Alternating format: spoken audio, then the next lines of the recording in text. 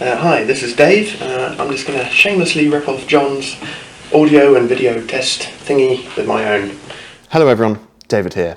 About 15 years ago I made a CD called Implicit Lyrics, and it was unique for me because it was a collaboration with other musicians online. In the vast majority of cases I never met or knew the other musicians that contributed tracks to the album. I put them on a special website called artistcollaboration.com, and people started chipping in with extra drums, bass, guitar, synths and vocal tracks. And one singer in particular really stood out for me, a guy called Curtis Downey, and he had a very characteristic voice and a very powerful voice, and I really liked that. And I asked him if he wanted to sing on every song on the album I was working on, and I was really pleased when he accepted the offer. So we made this CD together called Implicit Lyrics, and I thought it was pretty good. I had sort of shelved it and forgotten about it for a while, but now I want to remaster it. And it's quite poignant for me because I heard in 2015 that Curtis passed away, and it was quite a shock to me because even though I had never met him, I had got to know his voice really, really well. And as I said, it was a very characteristic voice, and I'd recognise it anywhere. So I want to remaster this CD and make it sound really good. So I have gone in contact with my friend Michael, who is also the singer in our band, our prog rock band, I'm the Manic Whale, and he is going to remaster all of the tracks for me. Fortunately, I've kept all of the old recordings, so I'm going to bundle them up and send them over to Michael, and we're going to see what he can do with them. And I also want to get in contact with Curtis's family and just check they're okay with me re-releasing all of this music, because now, instead of just making a CD and giving it to friends and family, I want to put it on iTunes and Spotify and release it to the world.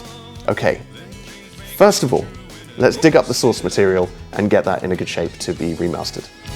Life isn't something read in books. Trial and error serves the purpose. So what I really want to get is a WAV file for every track in the song that starts at the beginning at the same time and has none of the effects that I've applied from the final mix. That is as dry as possible, basically. And N-Track does have some methods for bouncing down a track, because some of these are in multiple takes, as you can see, and some just start in the middle of a song. You can go to bounce to a single WAV file, but what that does is it starts the WAV file at that point in the song where you started recording, and I want them all to start at 0 at the start of the song, so that isn't going to work. So what I've had to do is to create a very short WAV file myself called Very Short Silence, and what I'm going to do is basically insert that at the start of every track. So I'm going to drag my Very Short Silence and just put it there. And now when I freeze and bounce to a single WAV file, it now starts it at the correct point, nicely near the start of the song. It's kind of a mixture. Some of the tracks are very dry, like all the vocals I recorded myself, I've got no effects on. The guitars I recorded back then, they've gone through the synthesizer I was using at the time, which was either an N-Track thing or Amplitude. I can't quite remember, to be honest. It was 15 years ago.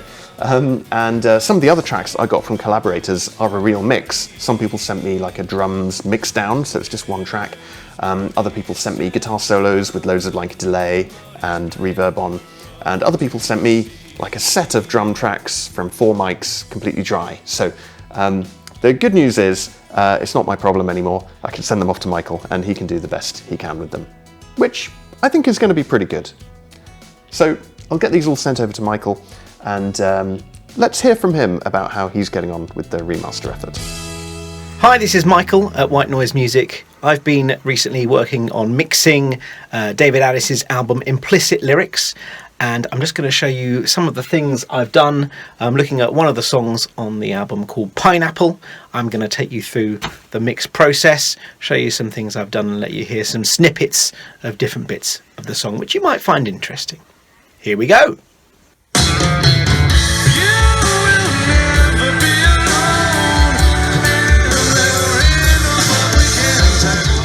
Okay, so there's an overview of the whole project. The most, I think probably the most important thing I've done is time aligning.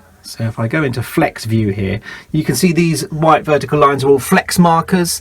They're where Logic has detected transients in the waveform and put a marker in, and I've used those to align the audio recordings to the grid to make sure lots of things are really well in time. I haven't completely quantized everything rigidly. As you can see, not everything has flex markers on it, but one thing I like to do when I'm mixing is make sure that the drums and the bass guitar are absolutely rock solid on the grid, and there's some rhythm guitars in this that do some chuggy stuff as well. I've lined those up as well.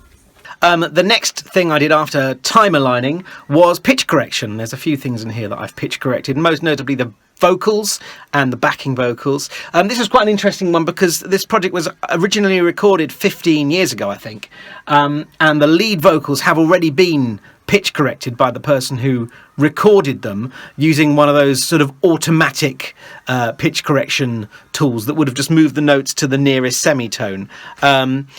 Those weren't hugely reliable plugins, and I'm using a thing called Melodyne, which gives me much more control over the pitch correction. Okay, here's the first line of the vocals. It's loaded into Melodyne, but I've not changed anything about it yet. It sounds like this. You will never be alone, and there ain't no bug we can tackle.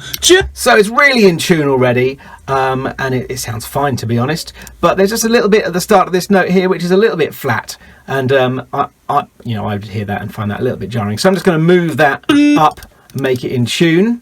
And now you will never be alone. And another one here that's a little bit flat. I might just pull it out, and I'm going to smooth that waveform out a little bit as well using the pitch modulation tool. Not too much. I don't want it to sound robotic, but you will never be alone, and there ain't no bug we can tackle. Just these bottom notes here as well I might make slightly more in tune. This is the way I tend to do it. You can select everything and pitch correct everything to the nearest note, but I just prefer to go through and hear for things that are out of tune and move those. Otherwise it can be a bit robotic. You will never be alone, and there ain't no bug we can tackle. I think that makes a really big difference. So other things I've got in this project, I've got bass guitar, which has got quite a lot of processing on it there. Let's just have a listen to that in isolation.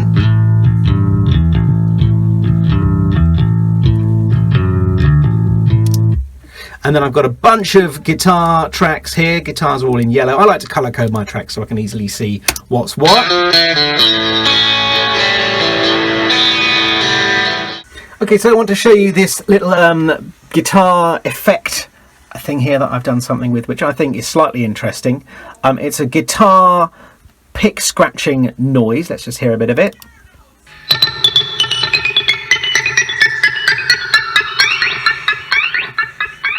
You can hear the delay tailing away there. So I've automated the panning on it, and you can see this green line here represents the pan. So the sound kind of jumps from speaker to speaker as it's moving along, and then kind of wobbles across at the end here.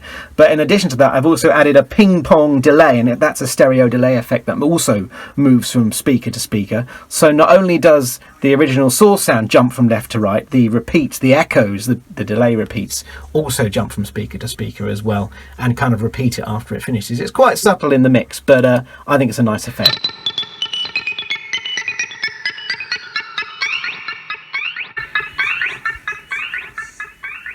Okay, well there you go. There's a few of the mix tricks and techniques I used in mixing this song, Pineapple. I hope you found that interesting, getting into the nuts and bolts of what I'd done there. So thanks for tuning in. Enjoy the music. Okay, so some good news. I've been in contact with Curtis's family and they're happy for me to proceed. So I'm going to head towards the release. And I've got some masters back from Michael, so I'm just going to trim them a little bit, sort of top and tail, and then upload them to CD Baby, which is what I'll be using for distribution. And they should be able to push those song files to all of the various digital platforms, and I could even distribute physical copies through them as well if I wanted, but I'm probably going to keep it digital for now. So yeah, full steam ahead. My CD is in the inspection queue in CD Baby, so they're going to take a few weeks to look at it, and then hopefully it'll actually get released. Before we go much further, I want to speak to someone else who was collaborating around sort of in the 2005 sort of era, someone else who is familiar with the scene. Hi, I'm Jeff Smith, and I'm here to tell you about a site where musicians, singers, songwriters, producers, and audio engineers collaborate online. In the red corner, ladies and gentlemen, weighing at about 140 pounds. About 2002, I got online and started looking for people who I could work with. I used to work with a singer locally, and we would do recordings and whatnot. At that point, I decided to, dig a little further, and I discovered a website called Collaboration Central, and that was a site, the original one that I think existed for transferring files back and forth, and had a chat room and whatnot. So I jumped on there and I had posted some of my old sequences that I had done on my keyboard, and right away I knew I found something fun. There was a lot of pop songs and middle of the road country music being posted there. I couldn't believe that I was able to share my files and have people who I would never encounter locally connect with me in a way that I'd never had found locally. So from there I was hooked. I was so eager. I'd wake up in the morning, I'd post a file in the evening, wake up in the morning, and all of a sudden, bam, there'd be a drum track from a guy from Kansas, or there'd be a guitar track from somebody in Europe. And I thought that was so wild. So I think I started a whole pattern of me not being able to sleep at night. I was so anxious to get up in the morning. I usually start everything with just as a jam track, and I would just post a drum beat and a bass line and just said jam along. And that's how most of my collaboration started. And I would just let people grab the files down, and whatever they posted, some of it was cool, some of it was okay, some of it was not so good, but whatever happened. And a lot of times I wasn't even that concerned about finishing things, but I felt for the purpose of other people, they had invested a lot of their time and creative talents to it, that I decided to go ahead and work on some stuff. But I never posted enough of the same genre to put an album together. Right, okay. I remember there was one of your songs called My Girlfriend. Yes. That I played guitar on, and that was really good fun. And you made a video as well. Like, what spurred you on to make the video for it? Locally, I worked at a cable station, cable TV, community access cable, and I learned video editing. And when we started getting songs done online years later, I got the idea of getting back into video. YouTube had just launched, and I bought myself a little digital camera, and I thought, this would be fun to see if we could do it. Try to come up with something that looked like MTV. Went ahead, I liked the song that we had put together. I loved your guitar parts, it was really cool. We had never met, and I think that was the first time we ever recorded anything together. But I knew you were really talented, and the guy who did the vocals, he sounded really good, and Nick from Chicago, I believe, did the mix on that. Right, okay. I thought it was really cool, and I thought, let's see if we could actually take collaboration to the next level and do something that looks like it should be on TV. I was wondering if you had, any memories of Curtis. I mean, do you remember what he was like, and did you work with him much? I think I did a couple songs with him. He posted some, ironically, country songs or something to that nature, and he was looking for bass parts, and I jumped in on one of his early projects. And I thought he had a really clean voice, nice range, really smooth, hit the tones great. He had good tone,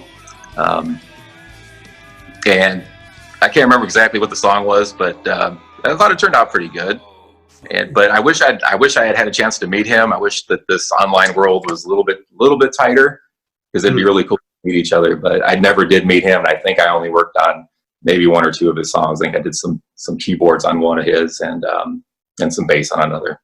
But right, okay. I liked his voice. Yeah, he was good guy. Ooh.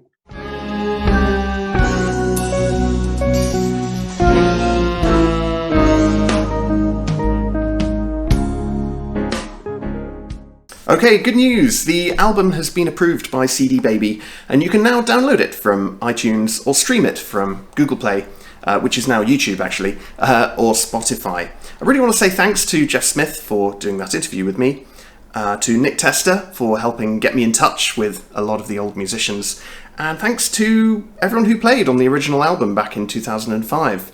Thanks to Michael as well for remixing, all of the old tracks, and I think they sound great now. And thank you to Curtis's family as well for approving of this whole project. Most of all, thanks to Curtis for singing on every song and giving it that really distinctive quality. Now, Curtis was not that much older than me, he was 9 years older, and when he died in 2015, he was only 43. I'm 39 now, and it's given me a certain sense of perspective. Like, I still feel like I have a lot left to give, for better or worse. And I'm sure Curtis did as well, both musically and in, other avenues in his life. So it does make me sad that we won't hear more music from Curtis. But I hope for now you can at least appreciate these tracks that I've made a bit more publicly available and accessible. Curtis does have some extra music, and I'll provide a link to that as well, so you can go and follow up some of his stuff if you want. So far, we're standing in a crowded room, don't recognize the people here.